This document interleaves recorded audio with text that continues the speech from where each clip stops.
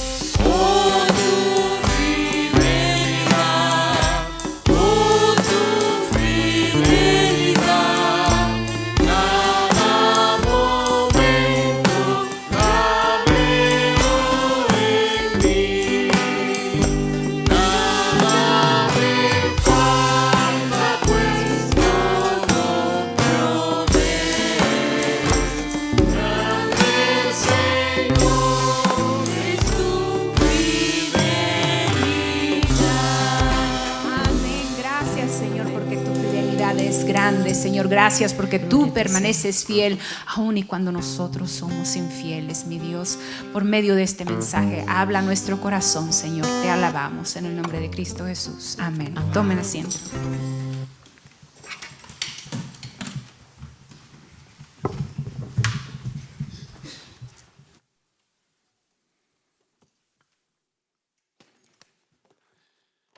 Muy buenos días, tengan todos los hermanos y también nuestros amigos que nos acompañan todas las mañanas y aquellos que están en las redes sociales conectados. Dios les bendiga cada día más.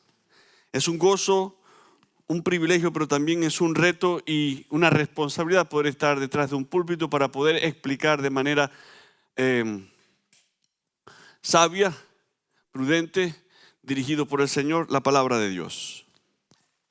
Y como les mencioné el domingo pasado, empezamos a estudiar el libro de Job.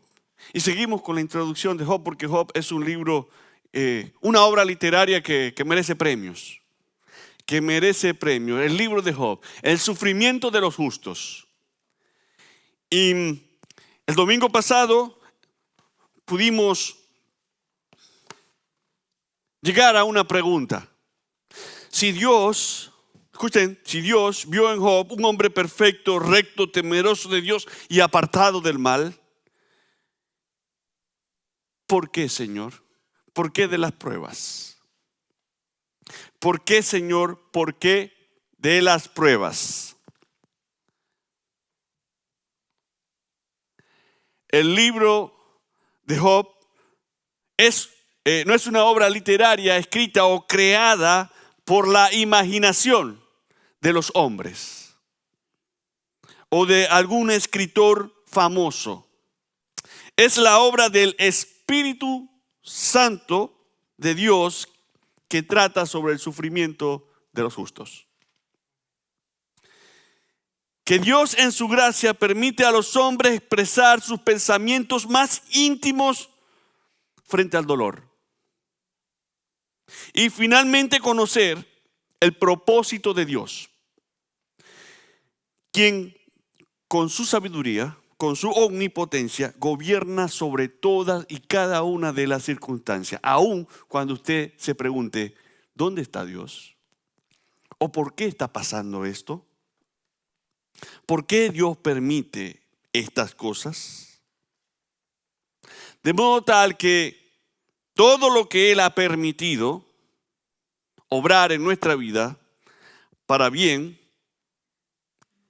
de los que le aman. Todo. Y el versículo clave lo vamos a encontrar aquí.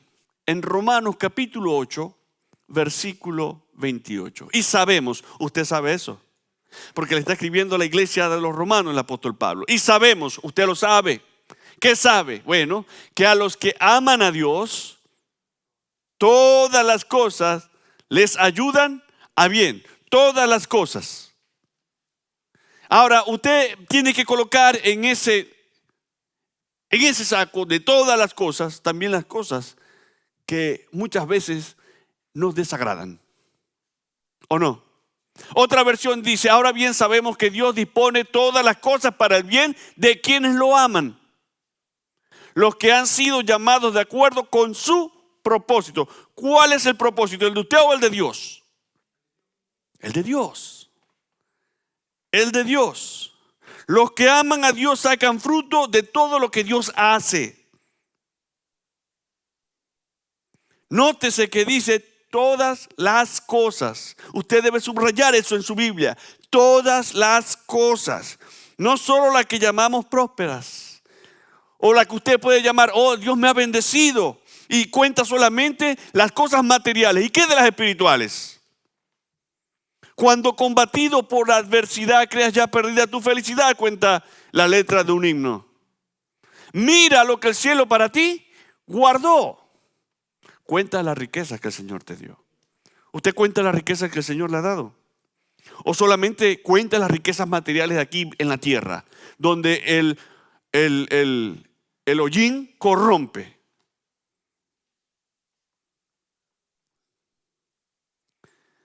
Todas las cosas, no solo las prósperas, sino también aquellas que nos son adversas, desafortunadas, porque esas cosas, hay cosas en nuestra vida que nos afligen. ¿Qué lo aflige a usted en esta mañana? ¿Los hijos? ¿Falta de empleo? ¿Problemas en el trabajo? ¿Problemas en el matrimonio? ¿Qué lo afligen a usted en esta mañana? Cosas que nos afligen o parecen frustrar nuestros planes humanos. Usted planea algo y no sale bien. ¿Por qué, Señor? Y esa es la pregunta. ¿Por qué, Señor? Para eso está el libro de Job, para eso está la Biblia. Dios habla y sigue hablando a través de su santa palabra. Job, cuyo nombre significa un afligido, el que soporta calamidades, fue un hombre tan real como Noé, Daniel, Moisés, David. Fue uno de los patriarcas de la antigüedad. ¿De dónde descendía? ¿De dónde venía el linaje de Job? ¿Quién eran sus padres? Bueno, él descendía de Esaú. Venía de la tierra de Edom, porque Esaú es el patriarca de los edomitas. Edom. ¿Quién era Esaú? El hermano mellizo, el gemelo, el twin de Jacob. Y su nombre aparece entre los descendientes en la genealogía de los príncipes. Usted puede corroborar lo que estoy diciendo en Génesis capítulo 36, versos 31 y 34. El nombre de Job aparece como Jobab. Jobab. La tierra de Uz corresponde a la tierra de Edom. ¿Y dónde quedaba la tierra de Edom? Según Lamentaciones capítulo 4, versículo 21, dice: gózate y alégrate, hija de Edom, la que habitas en tierra de Uz. Aún hasta ti llegará la copa, te embriagarás y vomitarás. Eso está ahí, ese texto está para corroborar. ¿Dónde estaba la tierra de Uz? Estaba en Edom. El libro de Job es el más antiguo de los libros, inspirados y según la tradición hebrea. Usted dirá, ¿por qué lo aceptaron los hebreos si no venía Job no era descendiente de Esaú? ¿Te han preguntado eso? Si Job era descendiente de Esaú, no de Jacob, ¿por qué entonces los hebreos aceptaron este libro como inspirado? Ya lo veremos. Este libro dicen algunos que fue escrito por Moisés. No se sabe quién escribió. Algunos eruditos dicen que fue Moisés. Se cree que es contemporáneo con la estadía del pueblo de Israel en Egipto. El hecho de que Job sea descendiente de Abraham, de Isaac, pero no de Jacob, es una evidencia del trato imparcial de Dios con las naciones, como se menciona en Hechos capítulo 10, versos 34 y 35. Dice el apóstol Pedro, ¿se acuerdan de Pedro? Que no quería ir a predicarle o entrar en una casa de un gentil porque para ellos era deshonroso como judío. Y dice Pedro, en verdad comprendo que Dios no hace acepción de personas.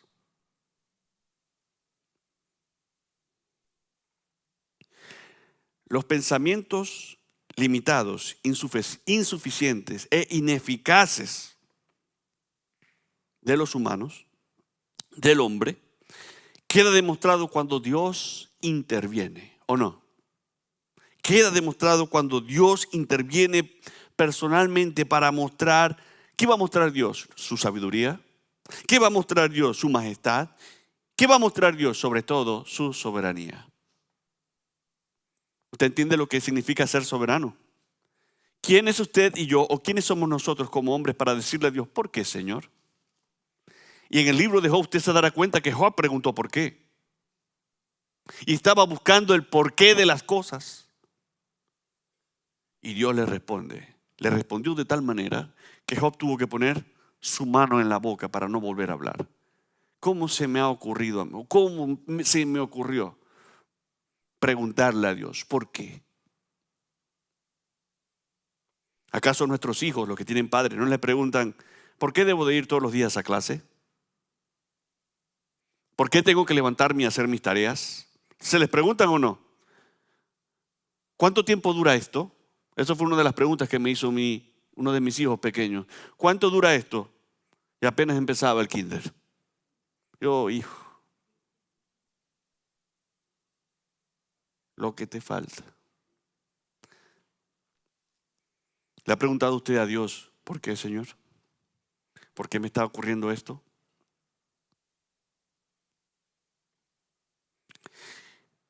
En la palabra de Dios, la voluntad de Dios siempre es agradable y perfecta. Por mucho que nos duela, siempre es agradable y perfecta. Por mucho que usted y yo no entendamos a dónde vamos, por qué Dios permitió esto en mi vida, la voluntad de Dios sigue siendo agradable y perfecta, aunque usted y yo no lo entendamos. Él es omnipotente, Él es sabio y está por encima de cualquier pensamiento. Busque el hombre con el IQ más elevado. Eso no es nada para Dios. La obra de Dios es y ha sido y será eternamente perfecta. Perfecta. Dios en su discurso divino pone de manifiesto las limitaciones humanas y la incapacidad de penetrar los secretos de Dios. Yo no entiendo cómo hay algunos líderes religiosos que tratan de entrar en la mente o en los secretos de Dios y diciendo a la congregación disparates. Solo a menos que su gracia y solo su gracia, Él sea o Él decida revelar sus secretos.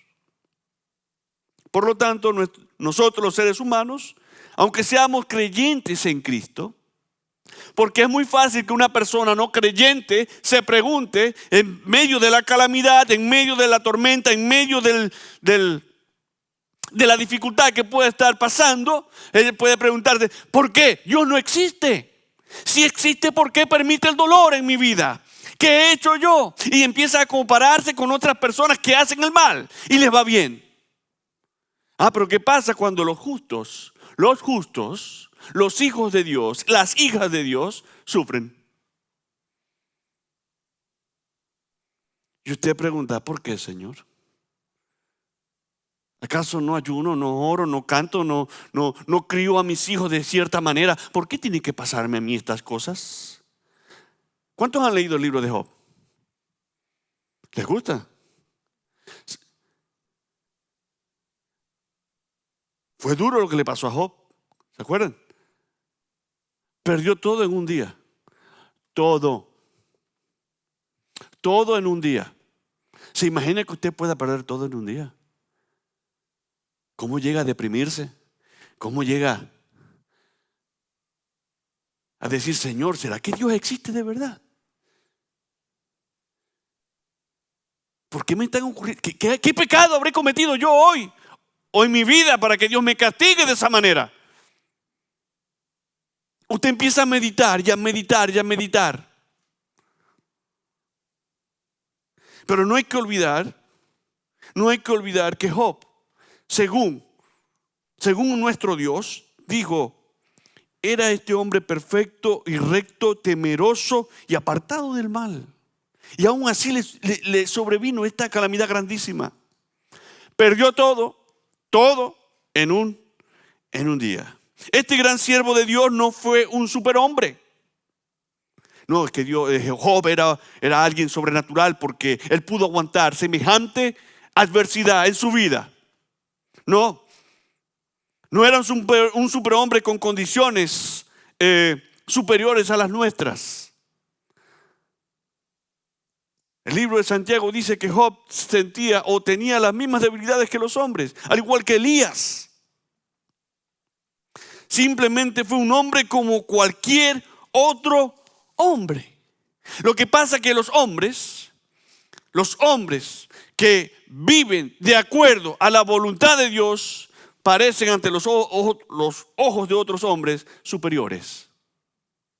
Pero no es el hombre, es Dios trabajando en ese hombre débil. Por eso, usted y yo, cuando nos encontramos con ciertas dificultades en nuestra vida, duras, bien sea una enfermedad, bien sea la muerte de un ser querido, bien sea la muerte de un hijo, de un esposo, empezamos a preguntarnos y a cuestionar a Dios por qué lo permitió. Yo me he encontrado con gente cristiana que cuestiona a Dios de esa manera. Y viven desde allí, desde ese punto de su vida en la historia, enojados con Dios. Es increíble cómo las personas le quitan el habla. ¿Para qué hablar con Dios? Si Él me ha hecho sufrir y me hace sufrir, ¿para qué? ¿Se ha encontrado con gente así? Que no le quiere hablar a Dios.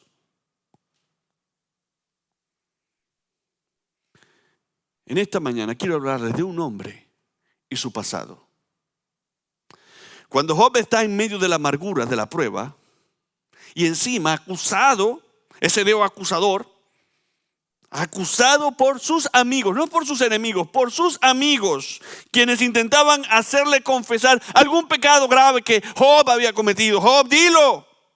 A lo mejor tienes un pecado oculto que seguramente tú has cometido y no lo quieres decir. Por eso te sobrevino tan grande calamidad.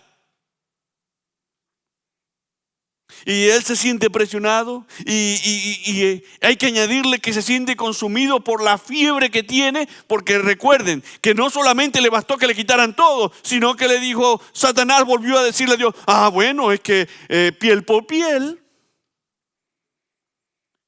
Y Dios permitió que Satanás toca su piel, toca su cuerpo, pero no su vida.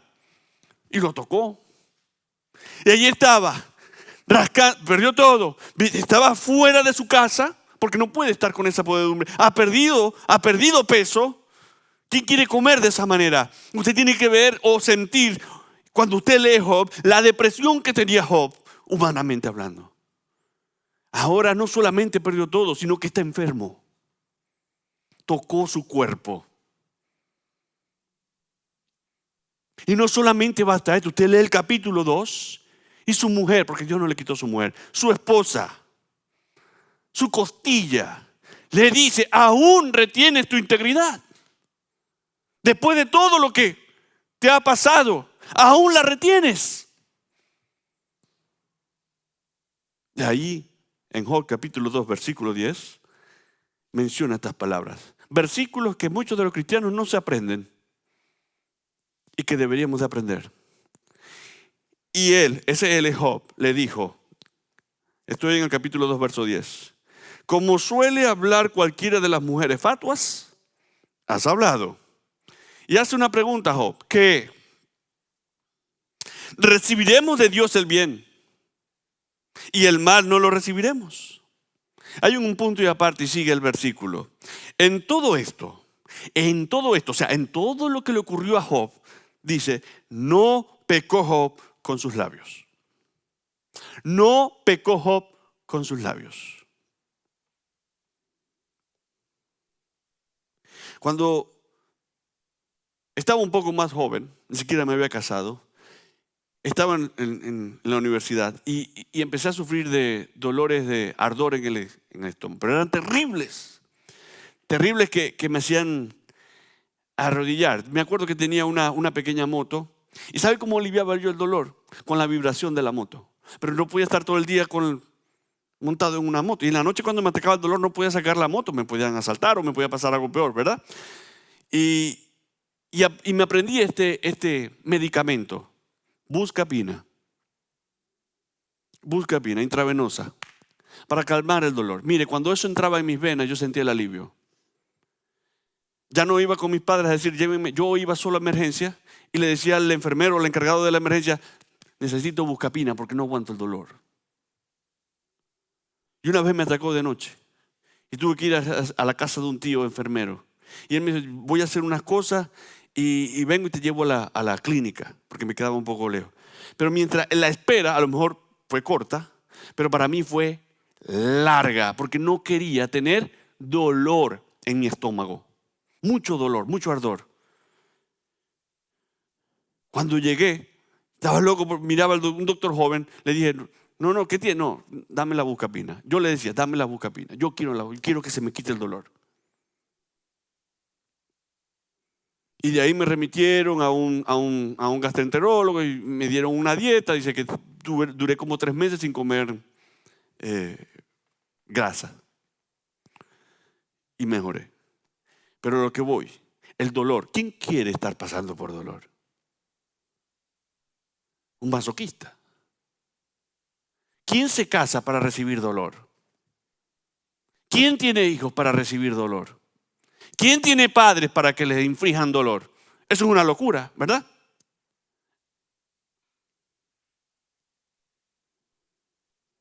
Bueno, Job Job, un hombre íntegro, temeroso de Dios y apartado del mal, recibió semejante prueba. Él describe su dolor como un ardor en sus huesos. ¿Usted se ha fracturado alguna vez uno de sus huesos? El dolor es terrible. Cuando a mí me dice alguien, no, parece que me fracturé la muñeca, y lo veo tan campante, tranquilo, yo digo, no, eso no es fractura.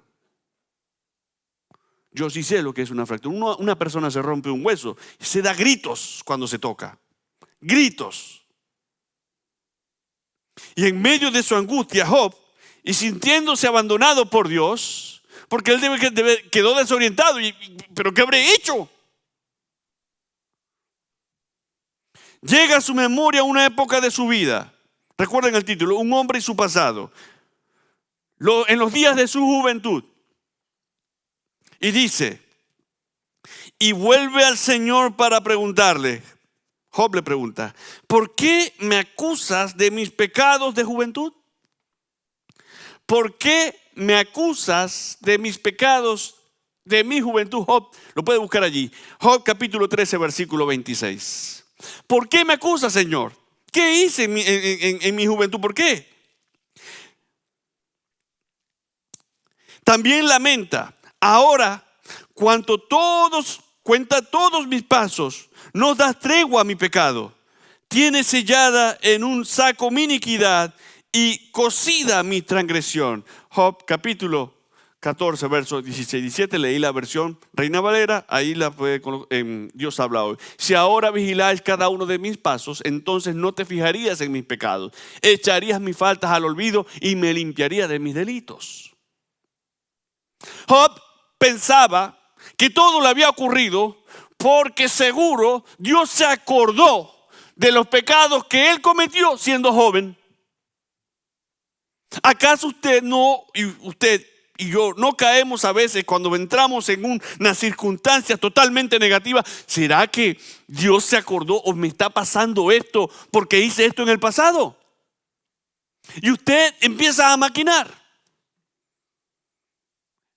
¿Será que yo cometí algún error y Dios me lo está cobrando ahorita?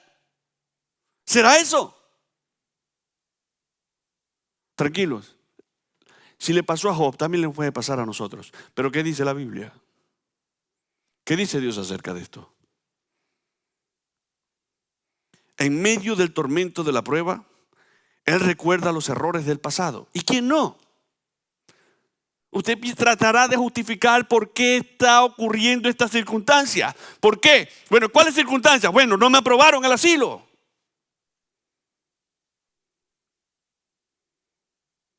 El juez pospuso algo. La economía cayó, la economía y la macro y la micro. ¿Y ahora qué hago? ¿Cómo pago mis biles si me quedé sin trabajo? ¿Cómo pago al hospital la enfermedad de mi hijo, de un pariente? Y usted empieza a decir, ¿será que hice algo malo en el pasado? Y Dios me lo está cobrando ahorita. ¿Será eso? Es una experiencia que muchos hijos de Dios pueden enfrentar hoy, ¿verdad que sí? Aunque sea convertido a Dios de corazón, sea un creyente genuino, puede ver cada prueba como un juicio de Dios. Dios me está juzgando. Cosecha de lo que sembraron cuando aún no le conocían como Salvador. Job repasa sus días de conversión a Dios y saca a la luz sus faltas cometidas en su juventud. Sin embargo, Dios las ha olvidado, como dice su palabra. Escucha bien lo que dice Dios. Yo soy el que borro tus rebeliones por amor de mí mismo y no me acordaré. Escuchen, y subraya esa. No me acordaré de tus pecados. No me acordaré de tus pecados. Porque Dios no es hombre para sacarte en cara lo que hiciste en el pasado. Cuando usted le dijo, Señor, perdóname, y se apartó de ese pecado, Dios lo olvidó. ¿Quién lo trae al presente? nosotros, inclusive usted a veces ni siquiera se perdona algo que ya Dios perdonó. Algo que ya no me acordaré de tus pecados. Cuando usted acepta a Cristo como Salvador personal, la sangre de Cristo nos limpia de todo pecado. Ponga todos los ponga usted el pecado más grave, Dios lo limpia. La sangre de Cristo tiene poder para eso. Dios perdona también y olvida. Y olvida.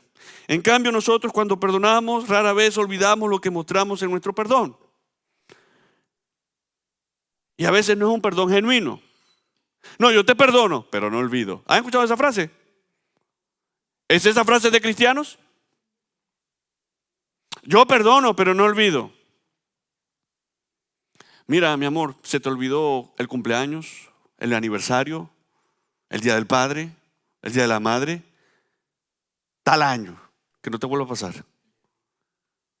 Lo traemos a colación, lo traemos acá. Supuestamente les habían perdonado. ¿Hubo perdón? No, porque el que perdona, olvida. Olvida.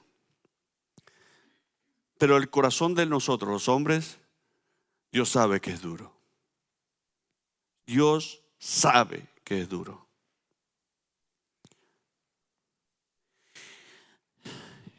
El pasaje que leí se encuentra en Isaías, capítulo 43, versículo 25. El perdón de Dios es completo y es eterno. Yo deshice como una nube tus rebeliones y como niebla tus pecados. Vuélvete a mí, porque yo te redimí. Isaías 42, 22. Cuando Dios perdona el pecado, deshace esa densa nube de modo que se abre la puerta de par en par. Algo nuevo, el acceso al trono de la gracia. Podemos ver esta verdad en Salmos, capítulo, no está en la pantalla, lo tengo para que busquen en sus Biblias. Salmos capítulo 103, versos 10 al 12. Dice la Biblia, 10 al 12 del capítulo 103. No ha hecho con nosotros conforme a nuestras iniquidades o pecados, ni nos ha pagado conforme a nuestros pecados. El 11. Porque como la altura de los cielos sobre la tierra, engrandeció su misericordia sobre los que le temen. Ese es usted y a mí, sus hijos. Cuánto está lejos el oriente del occidente, hizo alejar de nosotros nuestras rebeliones. Ese es nuestro Dios. Ese es nuestro Dios. Ahora, usted dirá, bueno, hermano, lo que ocurre es que usted, gracias Raúl, que usted pone o menciona a Job, pero ¿qué pasa en nuestra época, en nuestra era?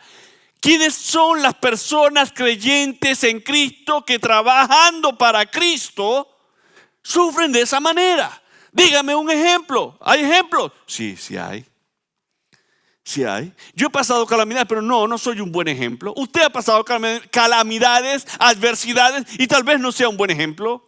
Hay personas que lo dejaron todo para trabajar para Dios, para trabajar por Dios y sufrieron las consecuencias. Para el bien de aquellos que están sufriendo este terrible ataque a su fe, porque atacan nuestra fe. ¿Y cómo atacan nuestra fe? Tanto a los adolescentes, niños, jóvenes, adultos. Ah, mira, si Dios existe o si tu fe en Dios es esto y aquello. ¿Por qué? ¿Por qué Dios permitió que tu madre muriera? Ese es un ataque ¿a qué? A nuestra fe. A mi fe y a su fe. Bueno, sí hay ejemplos para aquellos que siguen sufriendo terribles ataques a su fe. Quiero compartir algunas experiencias parecidas en las vidas de otros cristianos, porque no somos los únicos. Hay otros cristianos que han sufrido. ¿Por qué tiene que sucederme? Escucha esta pregunta. ¿Por qué tiene que sucederme esto a mí? Ahora voy a hacer una aclaración rapidito antes de terminar. Una cosa es ser probado por Dios. Escuche bien. Una cosa es ser probado por Dios. No, todavía no. Una cosa es ser probado por Dios y otra muy distinta a que las decisiones que tú tomaste mal tengan sus consecuencias. Una cosa es sufrir las consecuencias de tus malas decisiones. Eso es diferente. ¿Están entendiendo? Y otra cosa es ser probado por Dios, así usted no tome ninguna decisión mala. ¿Ven la diferencia? Si usted elige enamorarse de un hombre o una mujer no cristiana, que al parecer cuando usted está enamorado, usted dice, todo está bello, todo está hermoso, todo va bien, gracias Señor. Pero una vez en el matrimonio, y vuelvo y repito, una vez en el matrimonio, las cosas no van a ir bien, porque Jesús escribió, o el Espíritu Santo le ordenó, hizo que muchos escritores, como el apóstol Pablo, no unáis yugo desigual. ¿Por qué escribió eso? Para evitar una mala consecuencia. Pero usted no le paró la escritura de Dios. Y usted lo hace porque está enamorado o enamorada. ¿O no? Y sufrirá las consecuencias. Pastor, es que estoy sufriendo. No, no es una prueba. Está sufriendo las consecuencias de haber tomado una mala decisión. ¿Ven la diferencia ahora? Y en la Biblia hay muchas personas que tomaron malas decisiones. Como el rey David tomó malas decisiones. Y no solamente por Betsabé. Él creyó que las intenciones que él hacía para trasladar el arca era buena, pero no, lo hizo mal. Y sufrió las consecuencias. Eso no fue una prueba de Dios. Sufrió las consecuencias de haber desobedecido cómo trasladar el arca. Ahora bien, volvamos a las pruebas. Hombres y mujeres, desde tiempos memorables, los hombres y mujeres se han angustiado por circunstancias llenas de tensiones que estaban fuera de la explicación lógica. Porque a mí, inclusive los pastores a veces no pueden dar respuesta a lo que usted y yo podemos estar pasando. No lo sé por qué Dios lo permite. Usted viene a mí, hermano, ¿por qué Dios habrá permitido que mi hijo muriera? No lo sé. No lo sé, eso es un secreto de Dios. Y a pesar de lo que algunos cristianos le dirán a usted, no, ven a Cristo y todos tus problemas se acabarán, es mentira. El que seamos seguidores de Cristo, hermanos, no garantiza, escuche bien, no garantiza que nos veremos libres de estas tormentas en la vida. Usted tiene que estar bien presente, tener bien presente eso, no garantiza de que todo va a salir bien. Bueno, por ejemplo,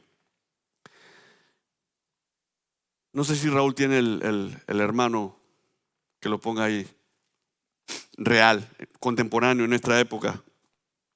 El doctor Paul Carlson, 1900, ahí lo ven, 1961. 1961, muchos de nosotros no habíamos nacido. Se unió, es cristiano, creyente. Se unió a una agencia de auxilio a los necesitados para servir como médico misionero en el Congo belga. Eso es África. Solo serían 6 meses. Solo 6 meses. Pero lo que vio allí en el Congo cambió su vida. Cuando regresó a su próspero consultorio médico en Redondo Beach, California, no podía olvidar a las personas que no tenían esperanza y que vivían en aquel lugar. Fue tanto así que le dijo a uno de sus colegas: si solo pudieras ver la necesidad que hay allá, no te comerías ese sándwich. Muy pronto este doctor, Carlson, y su familia se mudaron a África, donde estableció una clínica improvisada y a veces hacía cirugía solamente alumbrándose con una pequeña linterna. ¿Qué les parece? Con todo más, con solamente una pequeña luz. Su salario disminuyó a $3,230 por año. No por mes, por año. $3,230. Pero eso a él no le importó. Él quería trabajar para Dios. ¿Está bien? Hasta ahora vamos bien, ¿verdad? Un hombre de Dios vio la necesidad y fue a trabajar en un país extranjero. Hoy en día hay misioneros que dejan este país o los países para trabajar en otro lugar para la obra y gloria de Dios, no de ellos. Seguimos. Sin embargo, Eso fue en 1961. 2 años después. 2 años después, el doctor Carlson se convirtió en un rehén en un sangriento conflicto entre facciones rivales en el Congo belga. Él se encontraba entre un pequeño grupo de norteamericanos que tenían en cautiverio cerca del campo de batalla. Una noche se les presentó la oportunidad de escapar y verse libres del peligro. El doctor Carlson logró subir hasta la parte superior de la barrera o de la cerca y estaba a punto de verse libre cuando una ráfaga de balas despedazó su cuerpo y cayó de espaldas en el patio. Y el doctor Carlson murió. Fue un asesinato sin sentido, cometido por rebeldes, con el cual no tenían nada que ganar, ni siquiera era su pelea. Y murió. Y esto nos deja una pregunta. ¿Por qué, Señor? ¿Por qué lo permitiste? ¿Tiene usted alguna respuesta? ¿Por qué Dios permitió eso? ¿Por qué Dios nos distrajo al hombre que tenía el arma con una mariposa o algo, Señor? ¿Por qué no enviaste a un ángel para que lo cegara y no viera que se estaban escapando? Dios no hizo eso. ¿Por qué, Señor? ¿Por qué no pudiste distraer al que hizo esto? Al que hizo los disparos, aunque hubiera sido por un instante, Señor. Por un instante. Pero no hubo ninguna distracción. Y así llegó el final del doctor Carlson, un hombre de Dios. La vida de un buen hombre que dejó atrás una amorosa esposa y 2 pequeños hijos. ¿Cuál es la? ¿Hay preguntas o no? Muchas. Muchas. ¿Qué tal si les leo una carta? Voy a tratar de leerla sin llorar. De un padre que perdió un hijo. Dice: mi querida Bristol, antes que naciera, oré por ti. En mi corazón yo sabía que serías un pequeño ángel y lo fuiste. Cuando naciste, en el mismo día de mi cumpleaños, abril 7, fue evidente que eras un regalo especial enviado por Dios. Pero, ¿qué regalo más maravilloso llegaste a hacer? Más que tus hermosos balbuceos y tus mejillas rosadas, más que el gozo indecible de que fueras nuestra primogénita, más que ninguna otra cosa en toda la creación, me mostraste el amor de Dios. Bristol, tú me enseñaste a amar. Continúa. Por supuesto, te amé cuando eras muy delicada y linda.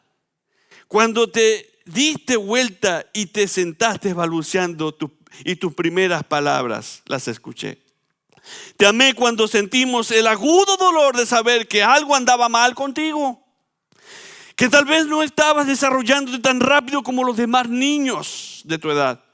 Y también te amé cuando supimos que lo que te sucedía era más serio de lo que pensábamos.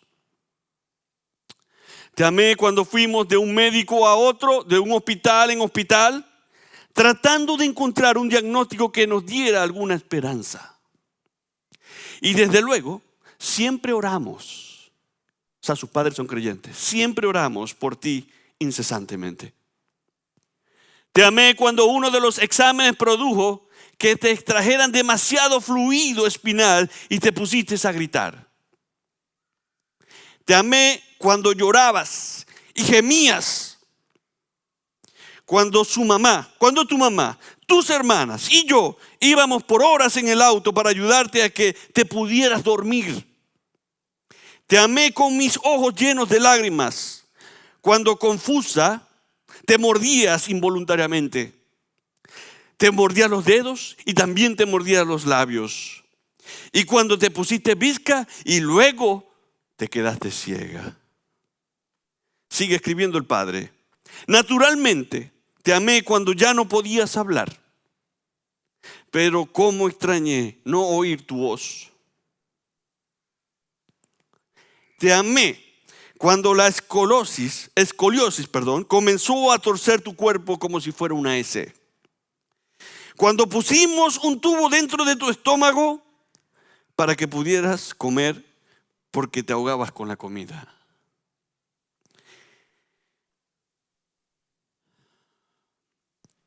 Y ellos tardaban horas, 2 horas para que comieras. Pude amarte cuando tus miembros retorcidos me impedían que fácilmente te cambiara los pañales sucios. ¿Y cuántos pañales fueron? 10 años haciendo esto. 10 años cambiando pañales. Bristol, incluso te amé cuando ya no podías decir las palabras que más anhelaba oír en esta vida. Papi, te amo. Bristol, te amé cuando me sentía cerca de Dios y cuando Él parecía estar muy lejos de mí. Cuando estaba lleno de fe y también cuando estaba enojado con Dios. Y la razón por la que te amé, mi Bristol, a pesar de todas estas dificultades, fue que Dios puso su amor en mi corazón. Esta es la maravillosa naturaleza del amor de Dios, que Él nos ama aún cuando estamos ciegos, sordos o torcidos en nuestro cuerpo o en nuestro espíritu. Dios nos ama aun cuando no podemos decirle a Él que también le amamos. Mi querida Bristol, ahora estás libre. Y espero ansiosamente ese día cuando, de acuerdo con las promesas de Dios, nos reuniremos contigo y con el Señor. Completamente libres de imperfecciones y llenos de gozo. Estoy tan contento de que tú recibiste tu corona antes que nosotros. Un día te seguiremos cuando Él así lo quiera. Y termina, antes que naciera, oré por ti. En mi corazón sabía que serías un pequeño ángel y lo fuiste. Te ama tu papá. ¿Qué hizo esta niña? ¿Qué hizo este padre para merecer semejante prueba? ¿Tiene usted preguntas? Yo las tengo. A lo mejor usted no me dará las respuestas. El punto es, y termino, concluyo. Job, volvemos a Job. Si a Job le pasó esas cosas, ¿qué nos puede pasar a nosotros? ¿Hay que estar preparados o no? ¿Hay que crecer en la gracia y el conocimiento de nuestro Señor Jesucristo? Sí. No estamos exentos de sufrir o del dolor como creyentes. Lo que debería llenarnos de gozo en esta realidad es que incluso Satanás, quien buscó un afán, las faltas en Job, no las encontró. ¿Saben por qué? ¿Qué aprendemos? Bueno, él no pudo mencionarlas en la presencia de Dios porque Dios las había borrado. Número 2, Job, en su desvarío por el dolor de la prueba, podía recordarlas en su propia memoria. Pero ante Dios, todas esas pecados o iniquidades eran inexistentes. En Romanos capítulo 8, versículo 33, y con esto termino, ahí está. Es un texto que usted y yo hemos oído muchas veces. ¿Quién es el que acusará a los escogidos de Dios? Hay una respuesta para eso y la Biblia te lo da. Dios es el que justifica. Dios es el que justifica. Póngase de pie, vamos a orar. Padre que estás en los cielos y estás aquí en este momento con nosotros. Agradecemos, Señor, tu palabra, porque por medio de ella tú nos adviertes, nos corriges, nos exhortas. Gracias, Señor, porque tu palabra es verdad y tú nos santificas a través de tu palabra. Ayúdanos, Señor, a comprender y a entender que como tus hijos no estamos exentos de vivir una vida feliz y alegre y gozosa en este mundo. Que tendremos calamidades, que tendremos circunstancias negativas. Ayúdanos a aferrarnos a ti, a lo que sabemos, a lo que conocemos. Ayúdanos, Señor, a crecer en la gracia y el conocimiento de tu Hijo Jesucristo. No permita, Señor, que los afanes de esta vida puedan entorpecer el desarrollo espiritual como persona, como matrimonio, como pareja, como hijos tuyos. Ayúdanos, Señor, a guardar tu palabra en nuestro corazón, de tal manera que aun cuando lleguen esas pruebas y esas dificultades, saber, Señor, dar una pronta respuesta, de tal manera que las personas que no tienen a Cristo puedan ver verdaderamente esta persona es diferente. Hay algo en ella que es diferente. no actúa o no reacciona igual a la gente que no te tiene, Señor. Que nosotros como iglesia poder, Señor, vivir, reflejar a Cristo en nuestra vida. El mejor regalo que hemos recibido es a tu Hijo Jesucristo, que murió, que sufrió, que conoció el dolor por cada uno de nosotros. En la cruz del Calvario fue clavado, golpeado, crucificado por cada uno de nosotros, por la humanidad. Y hemos aceptado ese sacrificio. Gracias, Señor, porque no tenemos cómo pagarte. Y como iglesia estamos agradecidos y como iglesia pedimos y rogamos que vengas pronto por nosotros. Te estamos esperando, Señor. Ven pronto por tu iglesia, por tu novia, por tu pueblo. En el glorioso nombre de tu Hijo Jesucristo, en ese nombre que es sobre todo nombre, oramos y dándote gracias. Amén, amén. Dios les guarde, Dios les bendiga y les esperamos el próximo domingo.